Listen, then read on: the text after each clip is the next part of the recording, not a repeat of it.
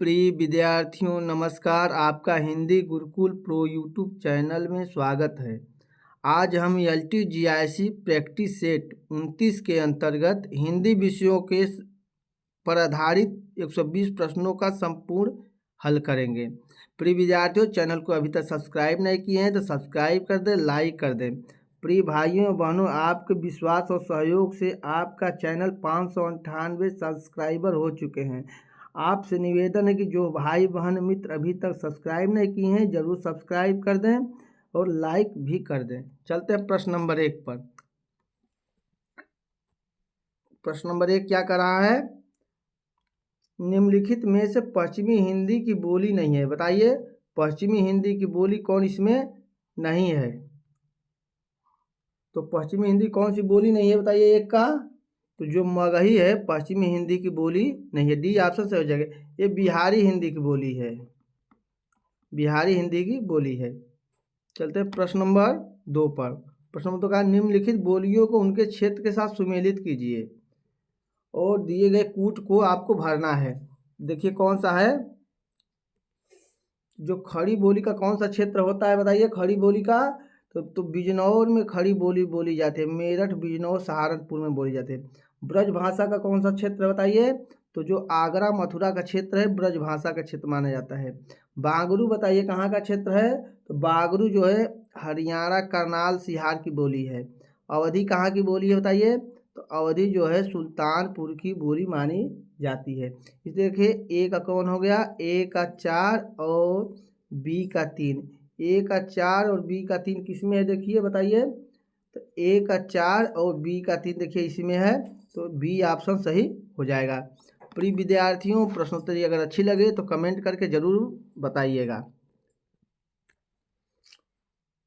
कौन सी विशेषता देवनागरी लिपि की नहीं है। वेरी वेरी इंपॉर्टेंट है क्योंकि बहुत बार पूछा गया है देवनागरी लिपि की विशेषता।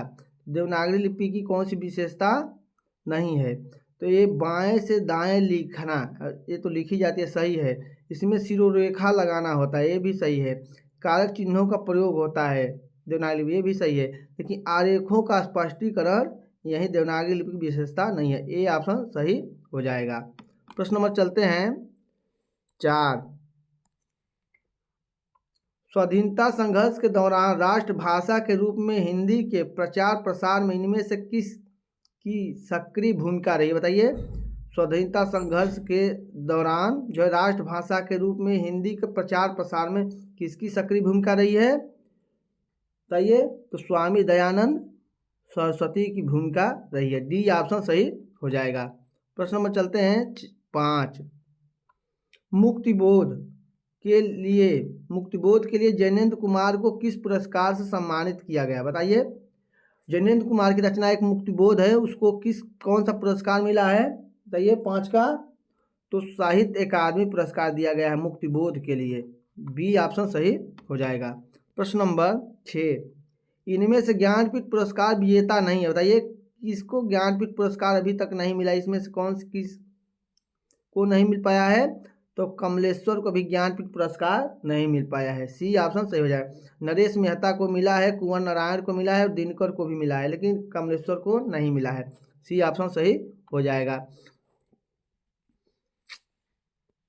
प्रिय विद्यार्थियों, हमारे इस चैनल पे हमारे जो प्रिय विद्यार्थी हैं समीर जी, रीशु सिंह, रघुवंशी जी, सुधीर यादव जी, सीता गुजराल जी और सुनील जी एवं कांताराम और बहुत सारे विद्यार्थी हैं, प्यारा प्यारा कमेंट करके हमें मोटिवेशन देते हैं। आपको बहुत बहुत धन्यवाद। ईश्वर जल्द ही आपकी मनोकामनाएं पूर्ण करें।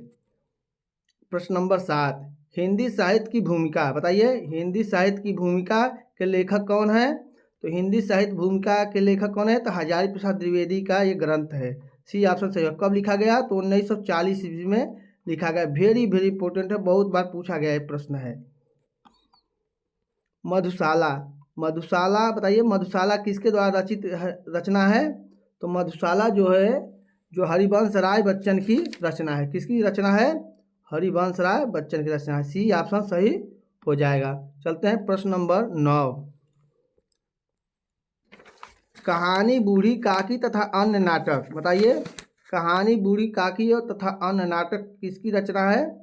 बूढ़ी काकी तथा अन्य नाटक के रचनाकार कौन है बताइए। नौका, तो इसके रचनाकार है चित्रा मुदगल है। बी ऑप्शन सही हो जाएगा। चित्रा मुदगल ने प्रेमचंद की कहानियों का नाट्य रूपांतर किया है। किसकी कहानियों का नाट्य रूपांतर किया है? जो प्रेमचंद ने जो कहानियाँ लिखी है बूढ़ी काकी, उसका ही नाट्य रूपांतर चित्रा मुदगल ने किया है। इसलिए बूढ़ी काकी तथा अन्य नाटक जो है चित्रा मुदगल की रचना है। बी ऑप्शन सही हो जाएगा। प्रश्न नंबर 10, आधुनिक हिंदी गद्य का जन्मदाता किसे कहा जाता है बताइए। आधुनिक हिंदी गद्य का जन्मदाता, वेरी वेरी इंपॉर्टेंट है, बहुत बार यह पूछा गया प्रश्न है। तो भारतेंदु हरिश्चंद्र को आधुनिक गद्य का निर्माता जन्मदाता कहा जाता है। बी ऑप्शन सही हो जाएगा। चलते हैं प्रश्न नंबर 11, कुमार संभवम के रचयिता कौन है बताइए। कुमार संभवम के रचयिता कौन है? किसकी रचना कुमार संभवम है? तो कालिदास की रचना कुमार संभवम। बताइए कुमार संभवम में कितने सर्ग हैं? तो इसमें 18 सर्ग हैं। कभी कभी ये सर्ग भी पूछ लेता है, तो आप इसे जरूर याद कर लीजिए। बी ऑप्शन सही हो जाएगा। प्रश्न नंबर चलते हैं 12, निम्नलिखित में कौन कवि नहीं है बताइए। इसमें कौन कवि नहीं है?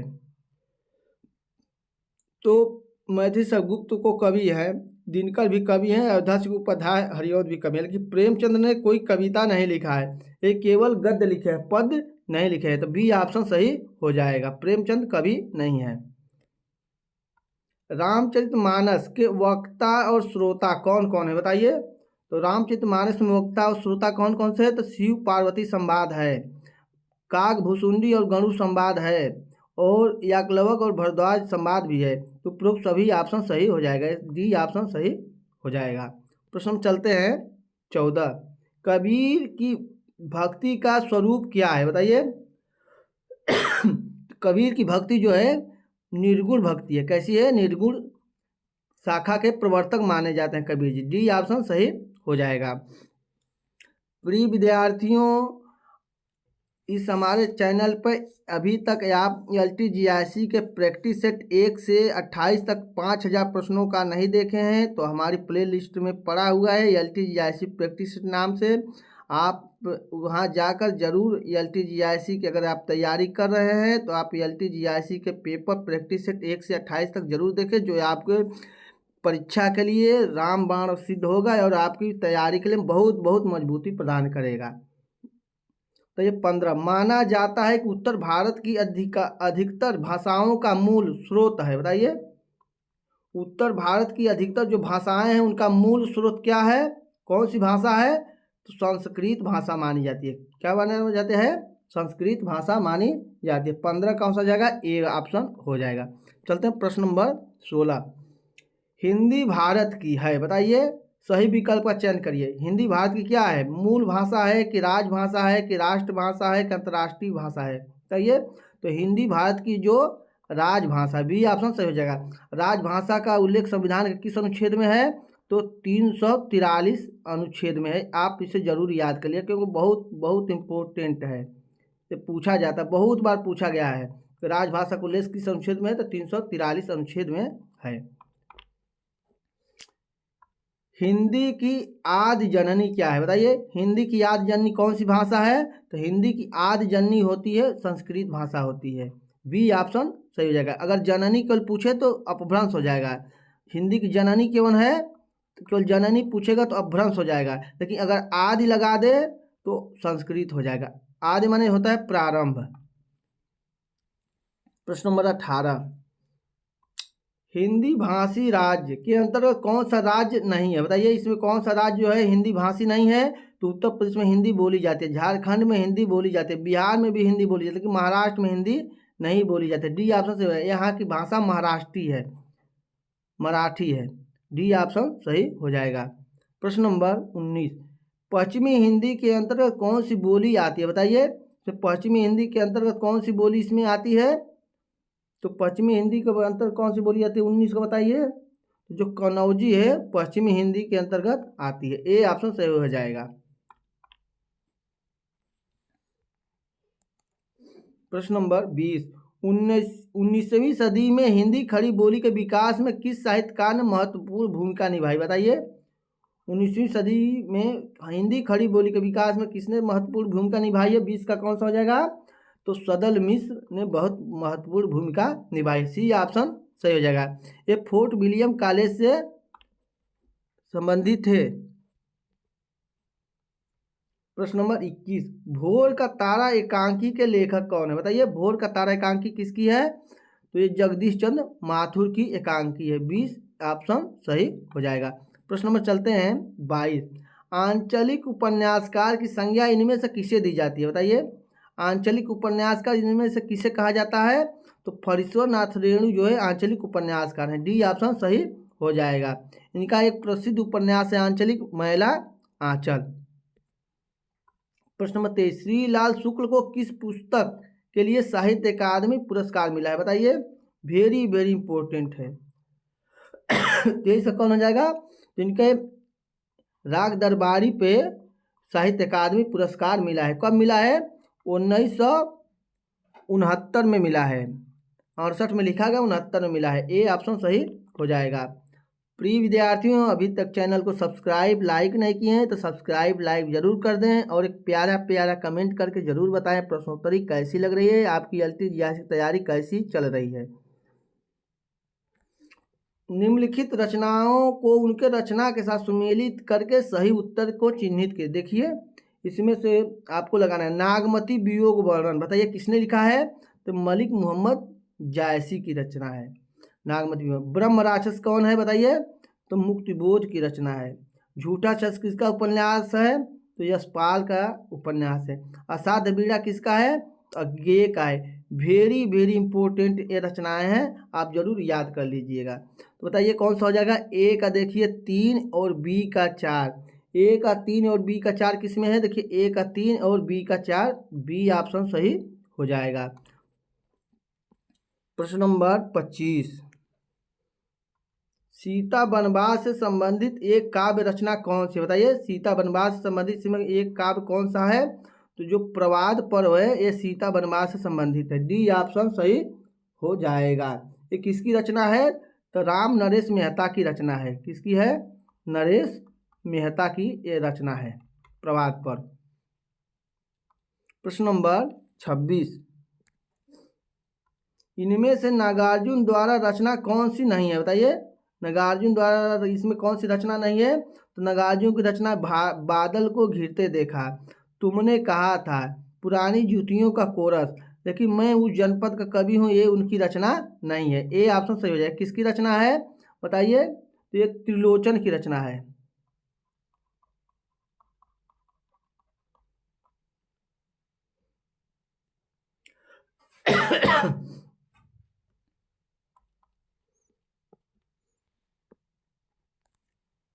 हिंदी शब्द की उत्पत्ति फारसी के प्रभाव के अंतर्गत किस शब्द से हुई है? बताइए, हिंदी की उत्पत्ति जो है फारसी के प्रभाव से किस शब्द से हुई है?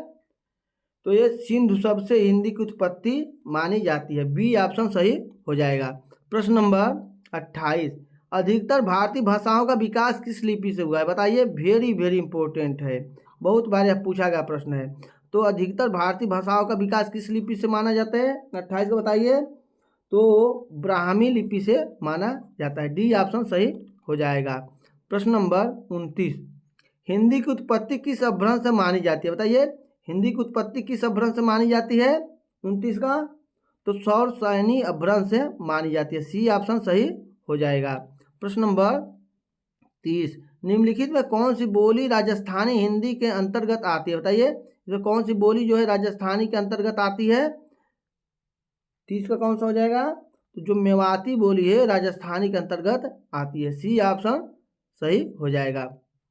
प्रश्न नंबर 31, मथुरा, आगरा, धौलपुर, ग्वालियर आदि क्षेत्रों में निम्नलिखित में कौन सी बोली बोली जाती है? बताइए, जब मथुरा का नाम आ जाए तो आगरा का नाम आ जाए तो वहाँ कौन सी बोली बोली जाती है?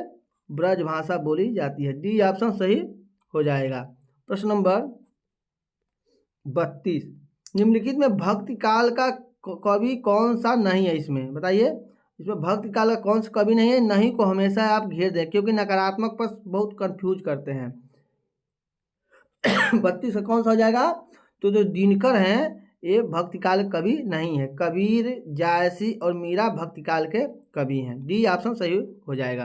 प्रश्न नंबर 33, निम्नलिखित में किस कवि की उलटवासियाँ प्रसिद्ध हैं? बताइए किस कवि की उलटवासियाँ प्रसिद्ध हैं? तो उलटवासियों के लिए कौन जाने जाते हैं? तो कबीर दास जाने जाते हैं। सी ऑप्शन सही हो जाएगा। प्रश्न नंबर 34, तुलसीदास द्वारा रचित रामचरितमानस में कितने कांड? वेरी वेरी इंपॉर्टेंट, बहुत बार यह पूछा गया प्रश्न है। तो रामचरितमानस कितने कांड है? 7 कांड है। सी ऑप्शन सही हो जाएगा। प्रश्न नंबर 35, निर्मला उपन्यास के लेखक कौन है? बताइए निर्मला किसका उपन्यास है? निर्मला उपन्यास जो है प्रेमचंद का उपन्यास। बी ऑप्शन सही हो जाएगा। कब लिखा गया है? 1927 ईस्वी में लिखा गया है।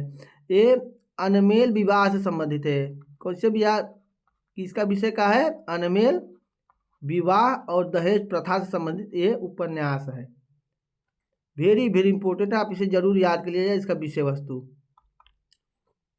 प्रश्न नंबर 36, वर्ष 1974 में साहित्य अकादमी पुरस्कार प्राप्त शिव मंगल सिंह सुमन की रचना मिट्टी की बारात किस विधा की कृति है? बताइए मिट्टी की बारात कौन सी विधा है?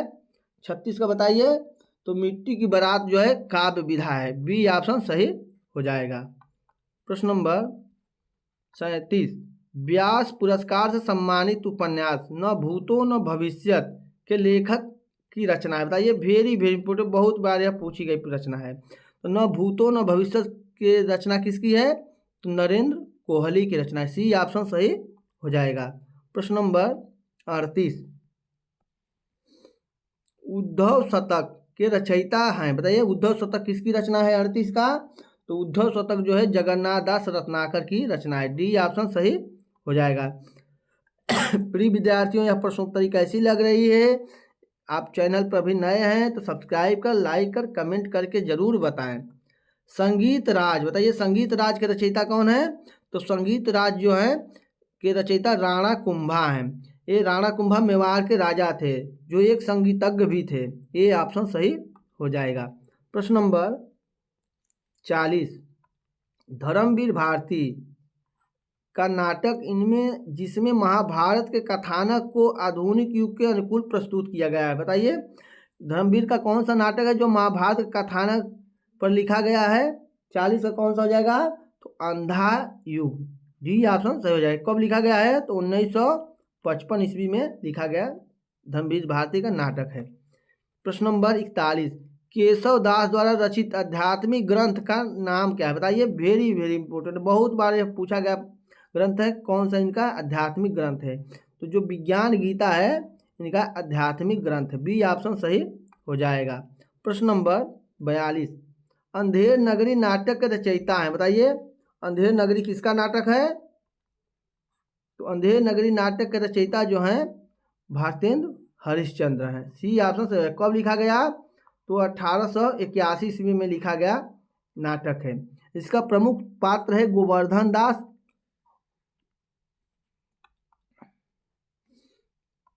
प्रकृति किसकी भाषा है? बताइए प्रकृति किसकी भाषा है? बौद्धों की कि जैनियों की कि आर्यों की कि द्रविड़ों की? तो बौद्धों की भाषा तो पाली है। बौद्धों की भाषा कौन सी है? पाली, कई बार यह पूछी गई भाषा है। और जैनियों की भाषा कौन सी है? बी ऑप्शन सही हो जाएगा। प्राकृत है। जैनियों की भाषा कौन सी है?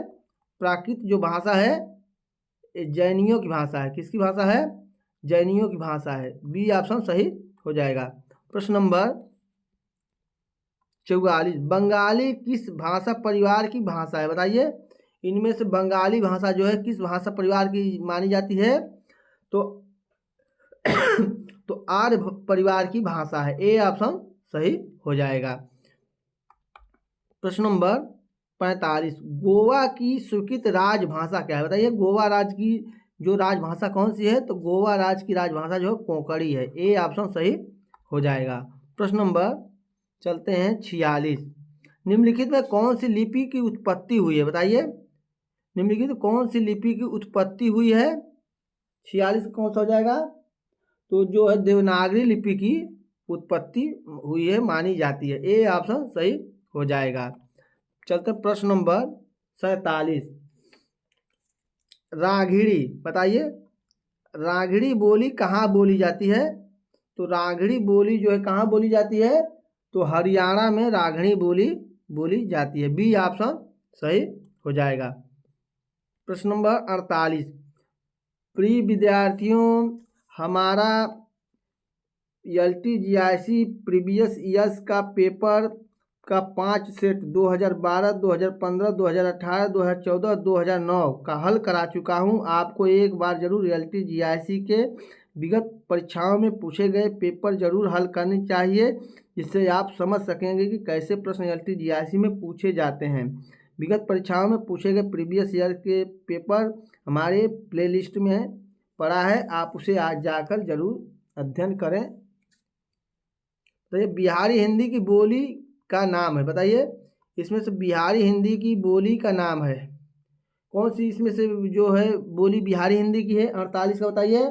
तो मगही जो है बिहारी हिंदी की बोली मानी जाती है। ये ऑप्शन सही हो जाएगा। कहाँ बोली जाती है? पटना क्षेत्र में बोली जाती है। जायसी द्वारा रचित पद्मावत निम्न में से क्या है? बताइए पद्मावत क्या है? वक्रोक्ति है कि अनुक्ति है कि समासोक्ति है कि रूपक काव्य? तो पद्मावत को समासोक्ति कहा जाता है। सी ऑप्शन सही हो जाएगा। किसने कहा था? तो रामचंद्र शुक्ल ने कहा था समासोक्ति। वेरी वेरी इंपॉर्टेंट है, जरूर आप इसे याद कर लीजिएगा। प्रश्न नंबर 50, जायसी किस धारा के कवि हैं? बताइए जायसी किस धारा के कवि हैं 50 का? तो जायसी जो है प्रेम मार्गी धारा के कवि हैं। ए ऑप्शन सही हो जाएगा। प्रश्न नंबर 51, बिन गोपाल बैरिन भई कुंजे, बताइए बिन गोपाल बैरिन भई कुंजे किस कवि की पंक्ति है? प्रिय विद्यार्थियों, हमने आदिकाल से रीत काल तक के प्रमुख पंक्तियों को कल करा दिया हूं। आप अगर अभी पंक्तियों को नहीं देखे हैं, आदिकाल से रीत काल तक मोस्ट इंपोर्टेंट प्रमुख पंक्तियां दी गई हैं, आपको प्ले लिस्ट में है, आप उसे जरूर जाकर इस चैनल पर देखें। ये बताई गई पंक्ति है। तो बिन गोपाल बैरिन भई कुंज किसकी पंक्ति है? सूरदास की पंक्ति है। सी ऑप्शन सही हो जाएगा। प्रश्न नंबर 52, किन्नर देश में यात्रा संस्मरण के लेखक कौन है? बताइए किन्नर देश में नाम से संस्मरण यात्रा किसने लिखा है? तो राहुल सक्रितायन ने लिखा है। डी ऑप्शन सही हो जाएगा। प्रश्न नंबर चलते हैं 53, उपयोगिता शब्द में उपसर्ग और प्रत्यय क्रमशः है। बताइए उपयोगिता शब्द में प्रत्यय और उपसर्ग कौन से हैं? 53 का बताइए कौन सा हो जाएगा? तो उप उपसर्ग हो जाएगा और ताप प्रत्यय लगा हुआ है। सी ऑप्शन सही हो जाएगा। प्रश्न नंबर 54, इंद्रिय का विशेषण शब्द है। बताइए इंद्रिय का विशेषण कौन सा इसमें शब्द हो जाएगा? तो इंद्रिय का विशेषण शब्द होगा इंद्रिय होगा। डी ऑप्शन सही हो जाएगा। प्रश्न नंबर 55, दिए गए विकल्पों में से किसमें निम्नलिखित मुहावरे का सही आशय स्पष्ट किया गया है? बताइए टोपी उछालना, टोपी उछालना मुहावरे का क्या अर्थ हो गया 55 का? तो टोपी उछालना कब होता है? अपमानित करना। डी ऑप्शन सही हो जाएगा। प्रश्न नंबर 56, यशोदा में प्रयुक्त संधि का नाम है। बताइए यशोदा में कौन सी संधि है? यशोदा में विसर्ग संधि है। सी ऑप्शन सही हो जाएगा। इसका संधि विच्छेद होता है यश प्लस दा होता है, यशोदा होता है, विसर्ग संधि है। प्रश्न नंबर 57, पर्णकुटी शब्द का समास है। बताइए पर्णकुटी में कौन सा समास हो जाएगा? तो पर्णकुटी में जो है कर्म तत्पुरुष समास होगा। इसका क्या संधि विच्छेद होता है? पत्ते की बनी कुटी होता है। ए ऑप्शन सही हो जाएगा। प्रश्न नंबर 58, एक तो करेला दूजे नीम चढ़ा, लोकोक्ति का सही अर्थ क्या है? बताइए एक तो करेला दूजे नीम चढ़ा, इसका क्या अर्थ हो जाएगा? तो किसी दुर्जन के साहचर्य से दुष्ट व्यक्ति और दुष्ट हो जाता है। किसी गलत आदमी के साथ से जो दुष्ट व्यक्ति होता है और दुष्ट हो जाता है। डी ऑप्शन सही हो जाएगा। प्रश्न में चलते हैं 59, दुरुपयोग का संधि विच्छेद होगा। बताइए दुरुपयोग का संधि विच्छेद कौन सा होगा? वेरी वेरी इंपॉर्टेंट है। तो दुह प्लस उपयोग होता है संधि विच्छेद, दुरुपयोग। ये कौन सी संधि है? विसर्ग संधि है। ये ऑप्शन सही हो जाएगा। प्रश्न नंबर 60, मैं आपकी श्रद्धा रखता हूँ, शुद्ध वाक्य चुनिए। बताइए, मैं आपकी श्रद्धा रखता हूँ, शुद्ध वाक्य इसमें से कौन सा सही है? 60 का, तो मैं आप पर श्रद्धा रखता हूँ, यही शुद्ध वाक्य हो जाएगा। सी ऑप्शन सही हो जाएगा। प्रश्न नंबर 61, नेकी कर दरिया में डाल, लोकोक्ति का उपयुक्त अर्थ है। बताइए, नेकी कर दरिया में डाल लोकोक्ति का क्या उपयुक्त अर्थ हो जाएगा? तो उपकार करके उपकार की बातें को भूल जाना होता है। बी ऑप्शन सही हो जाएगा। प्रिय भाइयों बहनों, आपका Hindi Gurukul pro YouTube channel आपके सहयोग और विश्वास से 598 सब्सक्राइबर पूरे हो गए हैं। आपसे निवेदन है कि आप जो अभी तक सब्सक्राइब नहीं किए हैं वो प्रिय विद्यार्थी 600 लगभग सब्सक्राइबर पूरा करके आप कमेंट करके अपना नाम जरूर दें। मैं अगली वीडियो बनाऊंगा तो उसमें आपका नाम जरूर बोलूँगा और आप मोटिवेशन देते रहिए, कमेंट करते रहिए। मुंबई में गगनचुंबी इमारतें बहुत हैं। बताइए, मुंबई में गगनचुंबी इमारतें बहुत हैं। रेखांकित शब्द में कौन सा समास समाहित है? बताइए, इसमें कौन सा समास है? 62 का कौन सा हो जाएगा? तो तत्पुरुष समास हो जाएगा। ए ऑप्शन सही हो जाएगा। गगन को चूमने वाला होता है, गगनचुंबी का अर्थ होता है गगन को चूमने वाला, तो ए ऑप्शन सही हो जाएगा। तो कर्म तत्पुरुष होगा। 63, हिंदी भाषा की उत्पत्ति हुई है। बताइए, हिंदी भाषा की उत्पत्ति किससे हुई है? 63 का बताइए। तो हिंदी भाषा की उत्पत्ति जो है सरसैनी अपभ्रंश से मानी जाती है। सी ऑप्शन सही हो जाएगा। प्रश्न नंबर 64, अपभ्रंश भाषा का काल इसमें क्या है? बताइए, अपभ्रंश भाषा का काल का अर्थ होता है समय, इसमें क्या माना जाता है? कौन सा ऑप्शन सही हो जाएगा?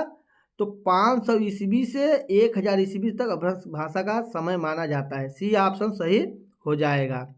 प्रश्न नंबर चलते हैं 65, ऋग्वेद में किस भाषा का प्रयोग हुआ है? बताइए, ऋग्वेद में किस भाषा का प्रयोग हुआ है?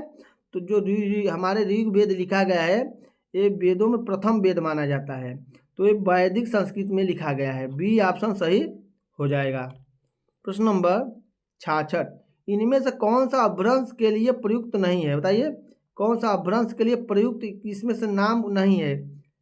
तो जो अपभ्रंश को अवहट्य भी कहा जाता है, देश भाषा भी कहा जाता है, अवहथ्य भी कहा जाता है, लेकिन डिंगल कहा नहीं जाता, यही गलत है। तो डी ऑप्शन सही हो जाएगा।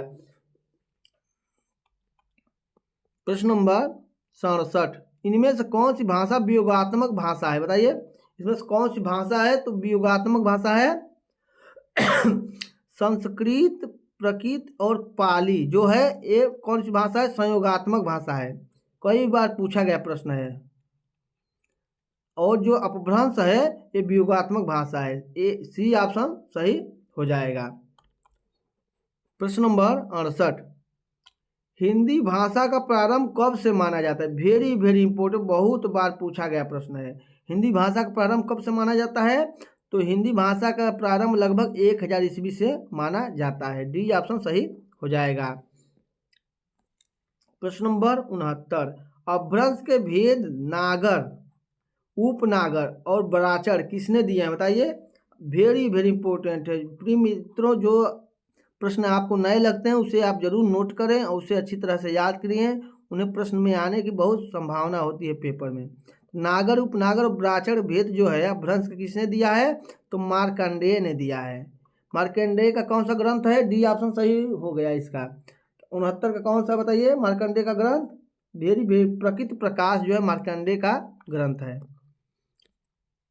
रघुवंशम किसकी कृति है? बताइए, वेरी वेरी इंपॉर्टेंट, बहुत बार एलटीजासी में पूछा गया रचना है। तो रघुवंशम जो है कालिदास की कृति है। बी ऑप्शन सही हो जाएगा। रघुवंशम कितने सर्ग हैं? 19 सर्ग हैं। वेरी वेरी इंपॉर्टेंट है।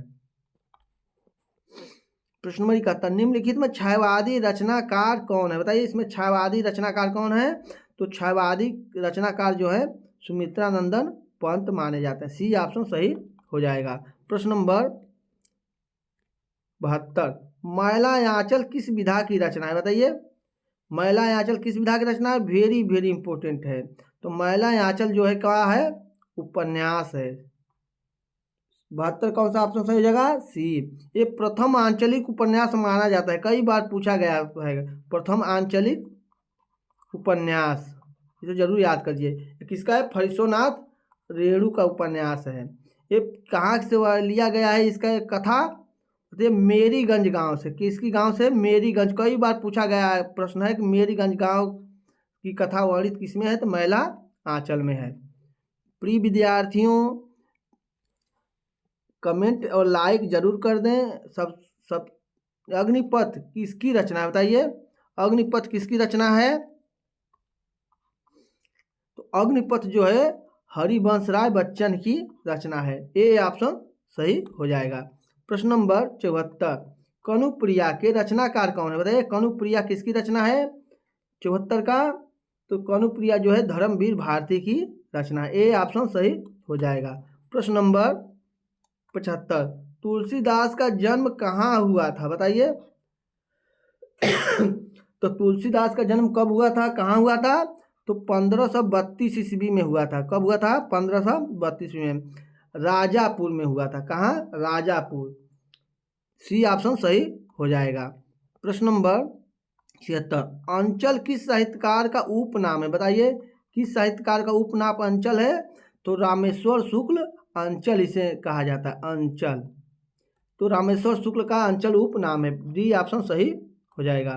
प्रश्न नंबर 77 कला और बूढ़ा चांद, कला और बूढ़ा चांद के लिए सुमित्रा नंदन पंत को किस साहित्य पुरस्कार से पुरस्कृत किया गया? वेरी वेरी इंपॉर्टेंट, बहुत बार यह पूछा गया प्रश्न है। तो काला और बूढ़ा चांद पर सुमित्रा नंदन कौन सा पुरस्कार मिला? तो साहित्य अकादमी पुरस्कार मिला है। डी ऑप्शन सही हो जाएगा। प्रश्न नंबर 78 हिंदी साहित्य अकादमी द्वारा 2006 में नासिरा शर्मा को किस उपन्यास के लिए पुरस्कार प्रदान किया गया? बताइए, नासिरा शर्मा को 2016 में किस उपन्यास के साहित्य अकादमी पुरस्कार दिया गया? तो पारिजात के लिए उन्हें साहित्य अकादमी पुरस्कार दिया गया। डी ऑप्शन सही हो जाएगा। प्रश्न नंबर 79 अमृत और विष किसकी रचना है? बताइए। तो अमृत और विष जो है अमृतलाल नागर की रचना है। बी ऑप्शन सही हो जाएगा। प्रश्न नंबर 80 निम्नलिखित में कौन सी कृति वर्ष 1963 में साहित्य अकादमी पुरस्कार विजेता अमृत राय की है? बताइए, इसमें से कौन सी कृति है जिसपे अमृत राय को साहित्य अकादमी पुरस्कार मिल चुका है? तो प्रेमचंद्र कलम का सिपाही, यही जो है प्रेमचंद की जीवनी अमृत राय ने लिखा है, जिसपे उन्हें साहित्य अकादमी पुरस्कार 63 में मिला है। ये कब लिखे हैं? 1962 ईस्वी में लिखे हैं। श्रीलाल शुक्ल को उनकी किस कृति पर व्यास सम्मान प्रदान किया गया? बताइए, श्रीलाल शुक्ल को 81 का, बताइए कौन सा हो जाएगा? तो विश्रामपुर का संत, उनका ये रचना पे व्यास सम्मान दिया गया। डी ऑप्शन सही हो जाएगा। प्रश्न नंबर 82 निम्न में कौन सा रचनाकार उत्तराखंड का नहीं है? बताइए, कौन सा इसमें रचनाकार जो है उत्तराखंड का नहीं है? 82 का कौन सा हो जाएगा? जो धर्मवीर भारती हैं उत्तराखंड के नहीं है। सी ऑप्शन सही हो जाएगा। प्रश्न नंबर 83 मेघदूत के लेखक कौन है? बताइए, मेघदूत किसकी रचना है? तो जो मेघदूत है कालिदास की रचना है। ए ऑप्शन सही हो जाएगा। प्रश्न नंबर 84 रेशमी टाई एकांकी संग्रह का रचयिता कौन है? बताइए, 84 का रेशमी टाई एकांकी संग्रह का रचयिता कौन है? तो राम कुमार वर्मा की प्रसिद्ध एकांकी है रेशमी टाई। बी ऑप्शन सही हो जाएगा। प्रश्न नंबर 85 रामचरितमानस, बताइए, रामचरितमानस की रचना किस भाषा में हुई है? वेरी वेरी इंपोर्टेंट, बहुत बार यह पूछी गई रचना है। तो रामचरितमानस की रचना जो है अवधी भाषा में हुई है। सी ऑप्शन सही हो जाएगा। रामचरितमानस को किसने लिखा है? गोस्वामी तुलसीदास ने लिखा है। प्रश्न नंबर 86 रामचंद्रिका किसकी रचना किसने की है? बताइए, रामचंद्रिका की रचना किसने की है? तो रामचंद्रिका जो है केशवदास की रचना है। डी ऑप्शन सही हो जाएगा। प्रश्न नंबर चलते हैं 87 निम्नलिखित काव्य पंक्तियों को उनके रचनाकारों के साथ सुमेलित करना है। वेरी वेरी इंपॉर्टेंट पंक्तियां हैं, आप इसे जरूर सुमेलित करें। देखिए, भक्त ज्ञान ही नहीं कुछ भेदा, बताइए ये किसकी पंक्ति है?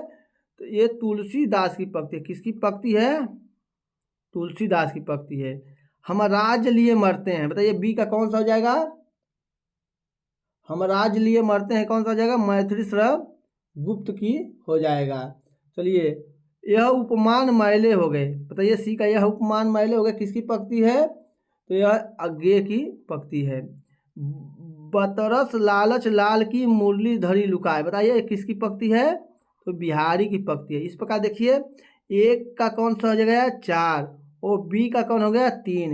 ए का 4 और बी का 3 किस में है? देखिए, ए का 4 और बी का 3, सी ऑप्शन सही हो जाएगा। मोस्ट इम्पोर्टेंट है। विद्यापति की पदावली किस भाषा में लिखी गई है? बताइए, वेरी वेरी इंपॉर्टेंट है। इसी पदावली पर विद्यापति को क्या कहा जाता है? मैथिली कोकिल कहा जाता है।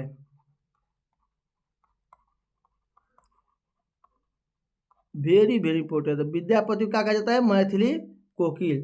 तो पदावली किस भाषा में है? तो मैथिली भाषा में रचित है। डी ऑप्शन सही हो जाएगा। प्रश्न नंबर 89, विनय पत्रिका की भाषा है, बताइए वेरी वेरी इंपॉर्टेंट है। विनय पत्रिका की कौन सी भाषा है? तो विनय पत्रिका जो है तुलसीदास की रचना है, ब्रज भाषा में लिखी गई। ए ऑप्शन सही हो जाएगा। प्रश्न नंबर 90, जायसी किस शाखा के कवि हैं? बताइए किस शाखा के, किस धारा के बोलता है? तो जायसी किस शाखा के कवि हैं? तो प्रेम मार्गी शाखा के कवि माने जाते हैं। सी ऑप्शन सही हो जाएगा। जो सूफी कवि है उन्हीं को प्रेम मार्गी कवि भी कहा जाता है। प्रिय विद्यार्थियों, LTGIC में अभिकथन और तर्क से भी प्रश्न पूछे जाते हैं। देखिए, यहाँ अभिकथन है और तर्क है, आपको इसमें सही कूट लगाना है। बताइए 91 का कौन सा हो जाएगा? अभिकथन है। ए, प्रगतिवादी कवियों ने अधिकांशतः प्रकृति के उन्हीं रूपों का चित्रण किया जिसमें उन्हें मनुष्य के सामाजिक जीवन की कोई गहरी अर्थ छाया दिखाई पड़ी है। बताइए 91 का कौन सा हो जाएगा? ये तो सही है, तर्क है। इसलिए इसमें समुचित सुपरिचित ग्राम प्रकृति के स्थान पर प्रकृति का वन्य और पर्वतीय रूप चित्रण हुआ है, ये गलत है। तो ए जो है अभिकथन सत्य है, आर गलत है। देखिए किस ऑप्शन में है 91 का? तो जो है ए ऑप्शन सही हो जाएगा। ए सही है, आर गलत है। ए ऑप्शन सही हो जाएगा। प्रश्न में चलते हैं 92। देखिए 92 भी कथन से है।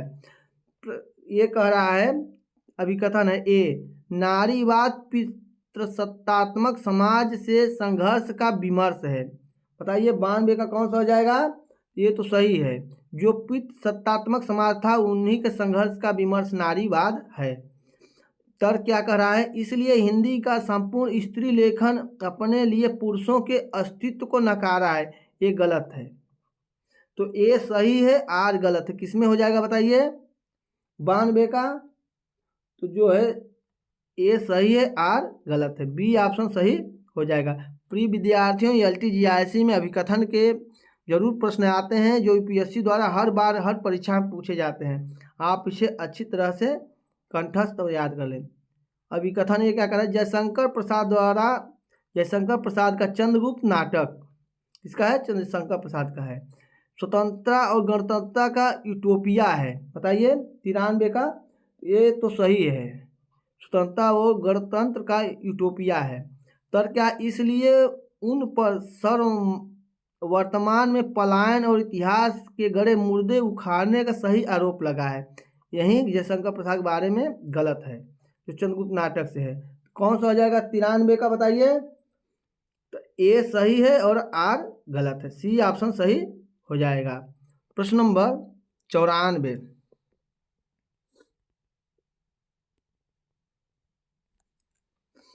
निम्नलिखित नाटककारों को उनके द्वारा रचित नाटकों के साथ सुमेलित कीजिए। नीचे दिए गए कूट का प्रयोग करते हुए सही उत्तर को चुनिए। देखिए, ये जो नाटककार हैं और ये नाटक है उनका, तो कौन कौन किसका नाटक है? वेरी वेरी इंपॉर्टेंट नाटक है, आप इसे जरूर याद करें। ये सुरेंद्र वर्मा का कौन सा नाटक है बताइए? तो सुरेंद्र वर्मा का जो नाटक है सेतुबंध जो है सुरेंद्र वर्मा का नाटक है। हमीदुल्ला का कौन सा नाटक है बताइए?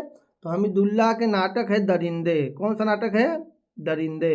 मुद्रा राक्षस का कौन सा नाटक है बताइए? मुद्रा राक्षस का नाटक कौन सा है?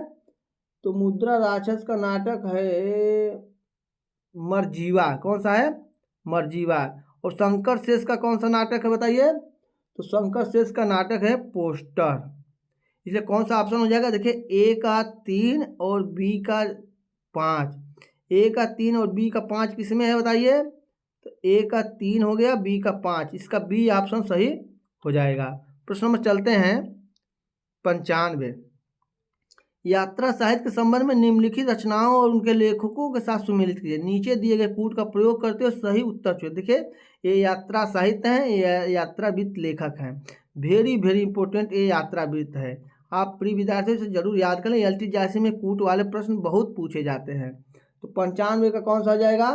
कितना अकेला आकाश। बताइए किसकी यात्राविद है? तो ये राम नरेश मेहता की रचना है। किसका है? राम नरेश मेहता का। जहाँ फव्वारे लहूर होते हैं। बताइए, जहाँ फव्वारे लहूर होते हैं किसका है? यात्राविद है नासिरा शर्मा का। आंखों देखा पाकिस्तान किसका है?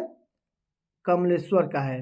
अंतहीन आकाश। बताइए, अंतहीन आकाश किसका यात्राविद है? तो है विश्वनाथ त्रिपाठी का है। देखिए, ए का 4 और बी का 1 मिलाइए। ए का 4 और बी का 1 किसमें है? तो देखिए, ए का 2 4 है और बी का 1 है, इसका सी ऑप्शन सही हो जाएगा। प्रश्न नंबर 96। प्रिय विद्यार्थियों, कठिन प्रश्न ही आपको सफलता दिलाते हैं, कठिन प्रश्नों को अवश्य हल करें।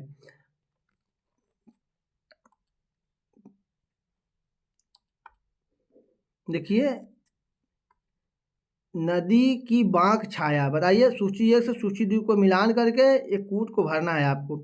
नदी की बांक छाया, बताइए किसकी कविता का एक पंक्ति है? तो ये अज्ञेय की पंक्ति है। किसकी है? अज्ञेय की पंक्ति है। आज नदी बिल्कुल उदास थी। बताइए, ये किसकी कविता है? आज नदी बिल्कुल उदास थी। बी का कौन सा है? केदारनाथ अग्रवाल की ये पंक्ति है। ठंडा लोहा। बताइए, ठंडा लोहा किसकी रचना है? तो धर्मवीर भारती की है। कुआनो नदी किसकी है? सर्वेश्वर दयाल सक्सेना की एक कविता है। तो बताइए, ए का कौन हो गया? 2 और बी का कौन हो गया? 3। ए का 2 और बी का 3 किस में है बताइए? ए का 2 और बी का 3 किस में? ए का 2 हो गया और बी का 3 हो गया। ए ऑप्शन सही हो जाएगा। प्रिय विद्यार्थियों, मोस्ट इंपोर्टेंट एक रचनाएं हैं, आप इसे जरूर याद कर लें। प्रश्न नंबर 97। होरी किस उपन्यास का नायक है? बताइए, वेरी वेरी इंपॉर्टेंट है। होरी किस उपन्यास का नायक है? 97 का बताइए। तो होरी जो है गोदान का नायक है। और इसकी नायिका कौन है बताइए? इसकी नायिका कौन है? धनिया इसकी नायिका है।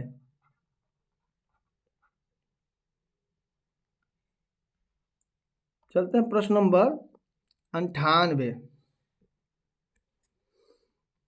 मैं साहित्य को मनुष्य की दृष्टि से देखने का पक्षपाती हूँ। वेरी वेरी इंपॉर्टेंट कथन है, बहुत बार परीक्षा में 8-10 बार ये पूछा गया प्रश्न है।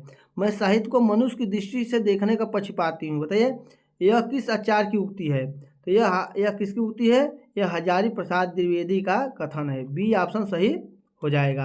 प्रश्न नंबर 99। अज्ञेय किस साहित्यकार का उपनाम है? बताइए, किस साहित्यकार का उपनाम अज्ञेय है? वेरी वेरी इंपॉर्टेंट है। तो सच्चिदानंद हीरानंद वासायन अज्ञेय का नाम ही अज्ञेय है। डी ऑप्शन सही हो जाएगा। प्रिय विद्यार्थियों, यह प्रश्नोत्तरी कैसी लग रही है आप कमेंट करके जरूर बताएं। चैनल को अभी तक सब्सक्राइब नहीं किए हैं तो सब्सक्राइब लाइक जरूर कर दें। आपका एक लाइक हमें बहुत मोटिवेशन देता है।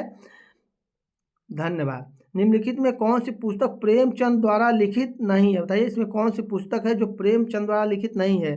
तो कायाकल्प प्रेमचंद का ये उपन्यास है। रंगभूमि भी प्रेमचंद का है। प्रेमाश्रम भी प्रेमचंद का है। लेकिन जय पराजय जो है प्रेमचंद का उपन्यास नहीं है। बी ऑप्शन सही हो जाएगा। 100 का कौन हो गया?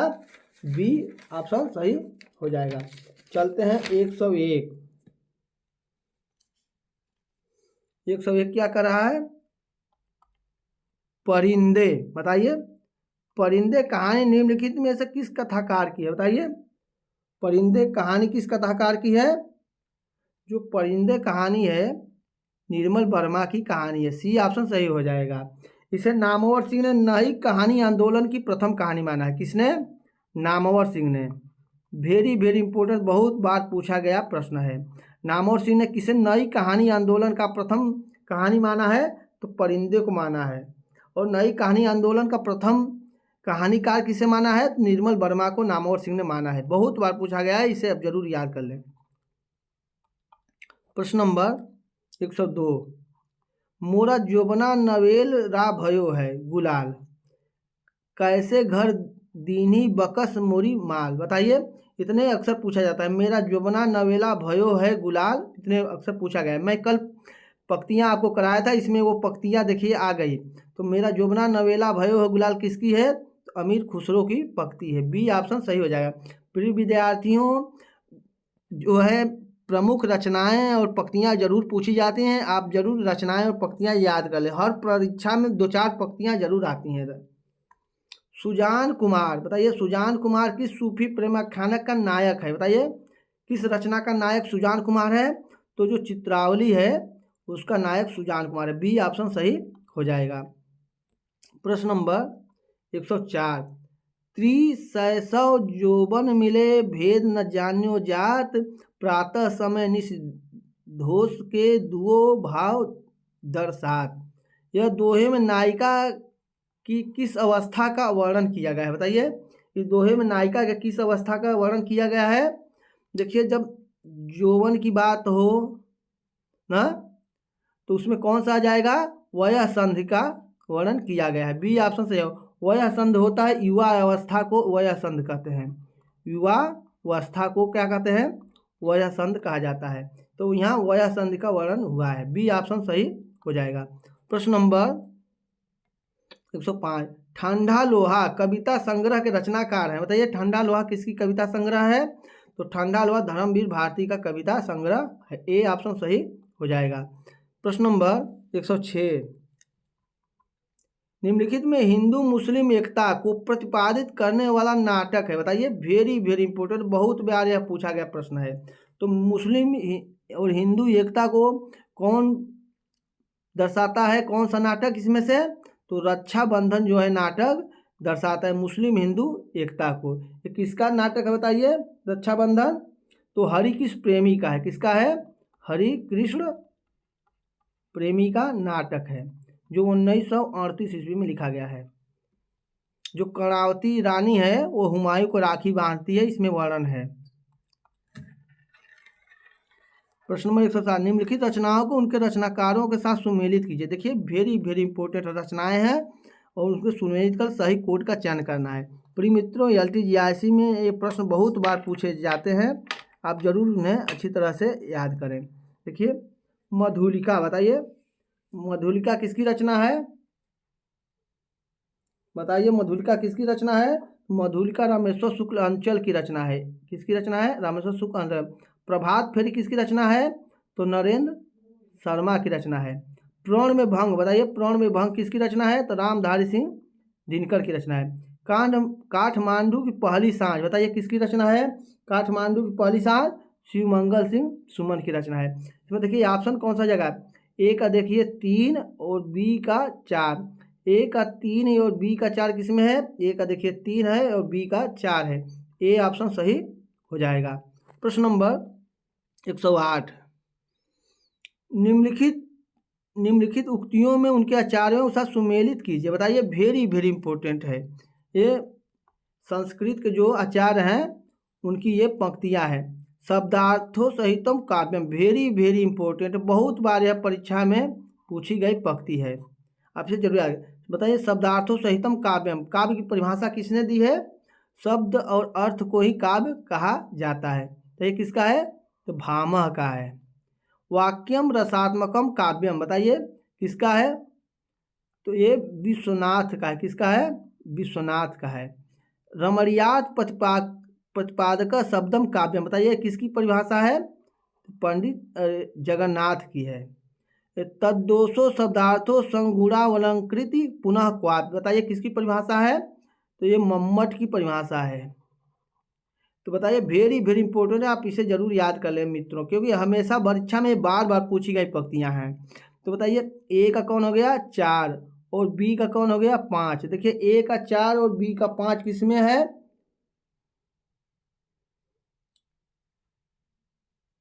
ए का 4 और बी का 5 किसमें है बताइए? तो ए का 4 और बी का 5, देखिए ए ऑप्शन सही हो जाएगा। चलते हैं प्रश्न नंबर 109। 109 क्या कर रहा है? कथन है। देखिए प्रिय विद्यार्थियों एलटी जीआईसी में कथन और कारण जरूर पूछा जाता है, आप अच्छी तरह से याद करें। रस कार्य कारण जन वस्तु रूप वस्तु नहीं। बताइए रस कार्य जो है कारण जन रूप वस्तु नहीं, ये तो सही है। कारण क्या बता रहा है? क्योंकि वह तो विभवाद समूहालंबनात्मक अनुभव है, न कि विभवाद द्वारा उत्पन्न की गई वस्तु। कारण ज्ञान और कार्य ज्ञान का एक समय में होना कदापि संभव नहीं है। ये रस के बारे में कारण है, ये दोनों सही है। क्या है? 109 का दोनों सही है। तो क्या हो जाएगा? ए और आर दोनों सही है, डी ऑप्शन सही हो जाएगा। प्रश्न में चलते हैं 110। निम्नलिखित में काव्य पंक्तियों में कौन सी कृति प्रबंध काव्य नहीं है? बताइए इसमें कौन कृति जो है प्रबंध काव्य नहीं है? वेरी वेरी इंपॉर्टेंट है। जो सुजान हित प्रबंध है ये प्रबंध काव्य नहीं है, डी ऑप्शन सही हो जाएगा। प्रश्न नंबर चलते हैं 111। कथन का अभिकथन है। कथन एकाग्र दंडी प्रसिद्ध रचना 10 कुमार चरितम है, ये तो सही बात है। दंडी की प्रसिद्ध रचना 10 कुमार चरितम है। कारण क्या कर रहा है यार? यह एक गद्य काव्य है जिसे 10 कुमारों के चरित्रों का वर्णन है, ये भी सही है। ए भी सही है और आर भी सही है। देखिए 111 का कौन सा हो जाएगा? तो ए ऑप्शन सही हो जाएगा। ए और आर दोनों सत्य हैं और ए आर की सही व्याख्या भी है, ए ऑप्शन सही हो जाएगा। प्रश्न नंबर चलते हैं 112। प्रिय विद्यार्थियों एलटीजीआईसी में अभिकथन और कारण जरूर पूछता है, आप अच्छी तरह से इसे जरूर याद कर लें। ये क्या कर रहा है? अभिकथन ये क्या कर रहा है? बालकाय मोदकम रोचते, बालक को गेंद बहुत रुचता है। तो बालकाय में चतुर्थी विभक्ति है, ये तो सही है, बालकाय में चतुर्थी विभक्ति है। कारण आर क्या कर रहा है? रुच्यार्था नाम प्रियमाणः, सूत्र के अनुसार जिसको कोई वस्तु प्रिय लगे उसमें चतुर्थी विभक्ति होती है, ये भी सही है। जिसको रुच्यार्था नाम प्रियमाणः में चतुर्थी विभक्ति होती है, जो हमको अच्छा लगता है उसमें, जो हमें प्रिय लगता है उसमें चतुर्थी विभक्ति होती है। 112 का कौन सा हो जाएगा? इसका भी ए ऑप्शन से हो जाएगा।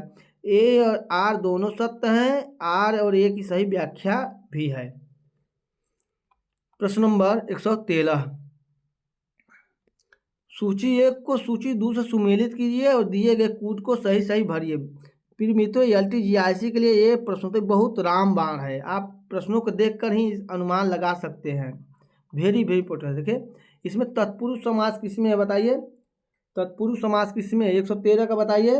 तो तत्पुरुष समास जो हो गया राजपुरुष में षष्ठी तत्पुरुष है। कर्मधारय समास बताइए किसमें है?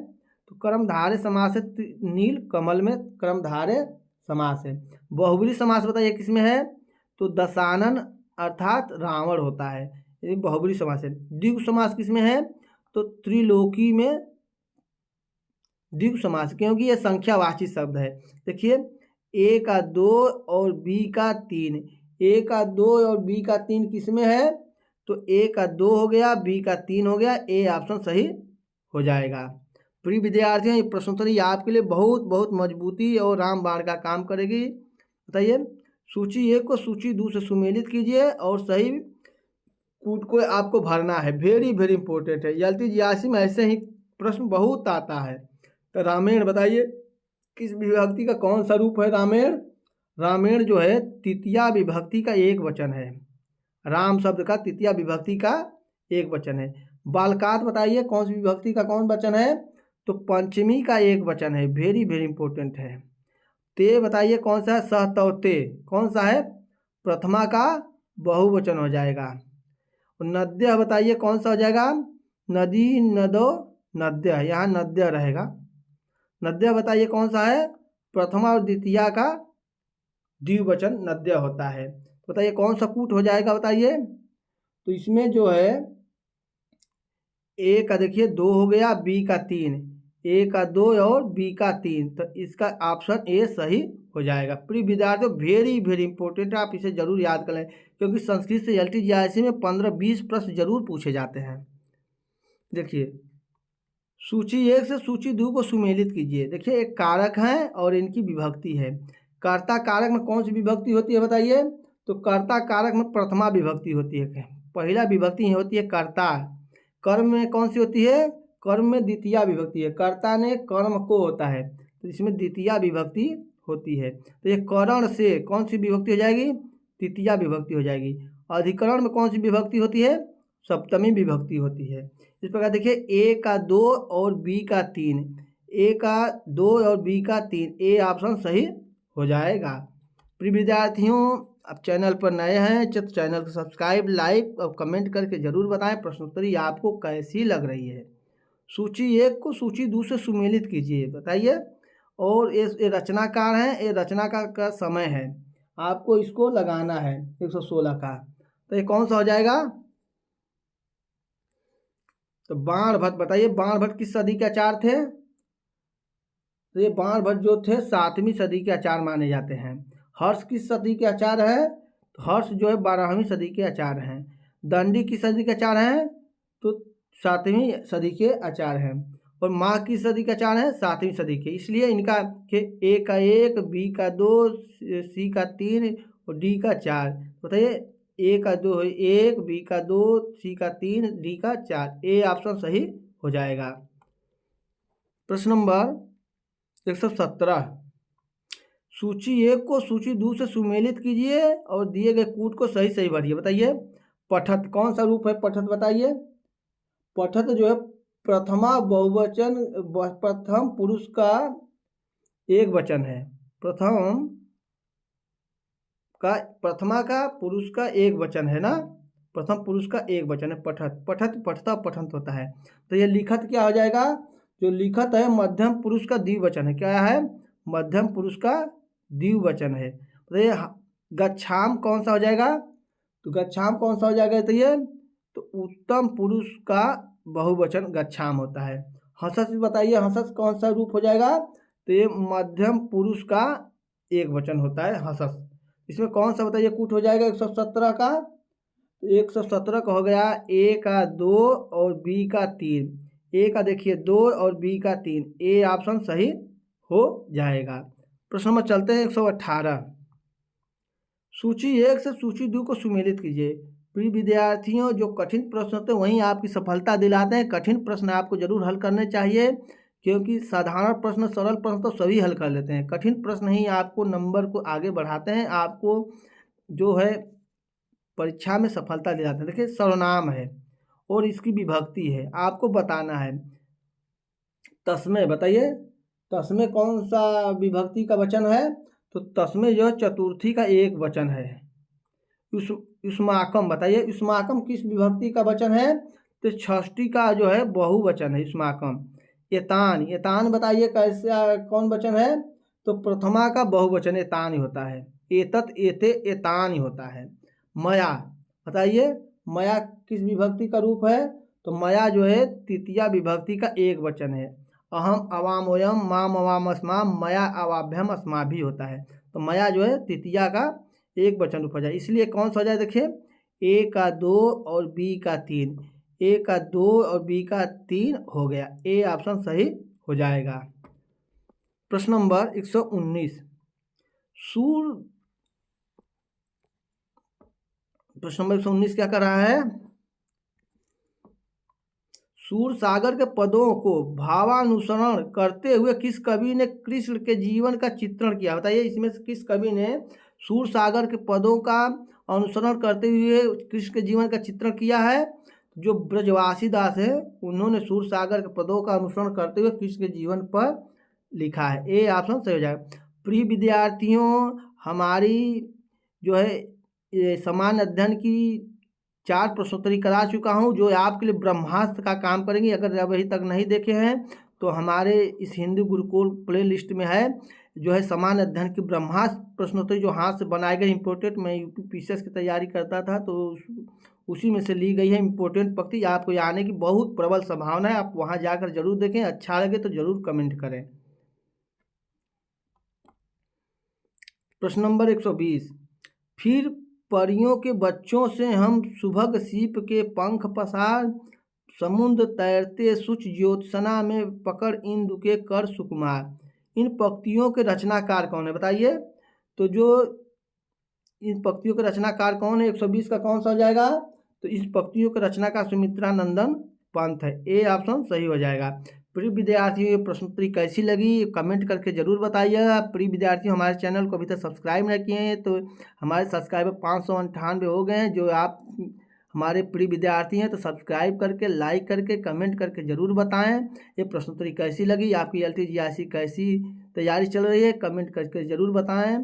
बहुत बहुत आपको ये प्रश्नोत्तरी पूरी देखने के लिए धन्यवाद। नमस्कार, राधे राधे। लेता हूँ आपसे विदा। जय हिंद, जय भारत।